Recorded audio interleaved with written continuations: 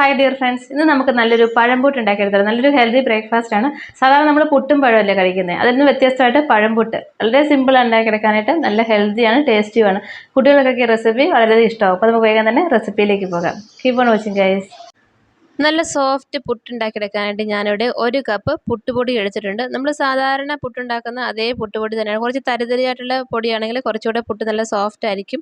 ഒരു 3/4 ടീസ്പൂൺ ഉപ്പ് ചേർത്ത് കൊടുത്ത് ഒന്ന് മിക്സാക്കി എടുത്തിട്ടുണ്ട്. ഇനി നമുക്കിതിലേക്ക് വെള്ളം ചേർത്ത് കൊടുക്കാം. അപ്പോൾ ഈ ഒരു പുട്ടുപൊടിക്ക് 1 കപ്പ് പുട്ടുപൊടിക്ക് അതേ കപ്പിന് തന്നെ 1 കപ്പ് വെള്ളമാണ് ചേർത്ത് കൊടുക്കുന്നത്.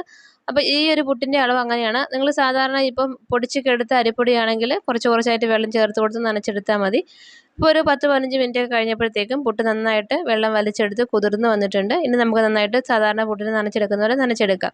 ഇനി ഇതിലേക്ക് വെള്ളമൊന്നും ഒട്ടും ചേർത്ത് കൊടുക്കേണ്ട, നല്ല സോഫ്റ്റ് ആയിട്ടുള്ള അരിപ്പൊടിയാണിത്. അപ്പോൾ നമുക്കിത് അങ്ങോട്ട് മാറ്റി വയ്ക്കാം. ഇനി നമുക്ക് ഒരു കാര്യം ചെയ്യാനുണ്ട്. നമ്മളിന്ന് ഉണ്ടാക്കുന്നത് വെറും പുട്ടല്ല, പഴംപുട്ട്.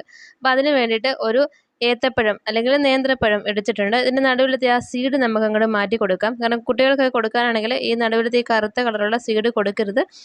അവർക്കത് ദഹന പ്രശ്നങ്ങളുണ്ടാവും. അപ്പോൾ ആ സീഡ് അങ്ങ് മാറ്റി കളഞ്ഞതിന് ശേഷം നമുക്കത് ചെറുതായിട്ടൊന്ന് കട്ട് ചെയ്തെടുക്കാം. അപ്പോൾ നിങ്ങൾക്ക് ഇഷ്ടമുള്ള ഏത് പഴവും എടുക്കാം. ഞാനിപ്പോൾ നേന്ത്രപ്പഴം എടുത്തേ ഉള്ളൂ. ഇതുപോലെ ചെറുതായിട്ടൊന്ന് കട്ട് ചെയ്തെടുക്കാം. അപ്പോൾ ഞാനിവിടെ ഇപ്പോൾ 2 പുട്ടാണ് ഉണ്ടാക്കുന്നത്. അതിന് വേണ്ടിയിട്ടുള്ള പഴം എടുത്തിട്ടുള്ളൂ. അപ്പോൾ നിങ്ങൾ വീട്ടിൽ എത്ര മെമ്പേഴ്സ് ആണെങ്കിലും അതനുസരിച്ച് വേണം പഴം എടുക്കാനായിട്ട്, അരിപ്പൊടിക്ക് അനുസരിച്ച്. അപ്പോൾ ഞാൻ പഴം എല്ലാം കട്ട് ചെയ്തിട്ടുണ്ട്. ഇനി നമുക്ക് പുട്ട് റെഡിയാക്കി എടുക്കാം. ഒരു 2 സ്പൂൺ തേങ്ങ ചേർത്ത് കൊടുക്കുന്നുണ്ട്. തേങ്ങയുടെയൊക്കെ അളവ് നിങ്ങളുടെ ഓരോരുത്തരും ഇഷ്ടം അനുസരിച്ച് ചേർത്ത് കൊടുക്കാം. തേങ്ങ അധികം വേണ്ടാന്നുണ്ടെങ്കിൽ അതനുസരിച്ച് ചേർത്താൽ മതി. കുറച്ച് പഴം കൂടി ചേർത്ത് കൊടുക്കാം. അപ്പോൾ നമുക്ക് എത്രത്തോളം പഴമാണോ വേണ്ടത് അതനുസരിച്ചിട്ട് ചേർത്ത് കൊടുക്കാം.